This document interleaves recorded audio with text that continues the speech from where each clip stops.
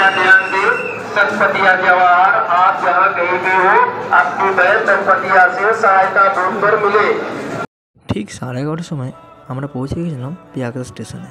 সেখান থেকে হেঁটে আমাদের স্টেশনের বাইরে যেতে হবে। বাইরে গিয়ে চায়ের দোকান দেখলাম, সেখান থেকে চলে চা খেলো। আর আমি এদিকে মহাকুম্ভের একটা পোস্টার দেখতেই সেটাকে ফটো খিঁচতে লাগলাম। শুরু হলো আবার আমাদের চলা পথ। এখান থেকে প্রায় 1.5 কিলোমিটার হেঁটে তারপরে আমাদের গাড়ি ধরতে হবে। এখানে বলে রাখি, বাইকে গেলে 200 টাকা, আর অটোতে গেলে মাত্র 50 টাকা, আর যদি টোটোতে যাও 60 টাকা। সেই হিসাবে আমরা টোটো স্ট্যান্ড থেকে হাঁটতে রইলাম। একটা মন্দিরের পাশ দিয়ে সোজা চলে গেলাম টোটো স্ট্যান্ডের দিকে।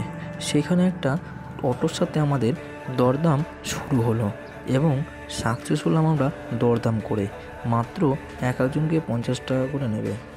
তাই এই অটোতে করে চেপে আমরা যেতে লাগলাম। অটো থেকে নেমে আবার 2 কিলোমিটার হাঁটতে হবে।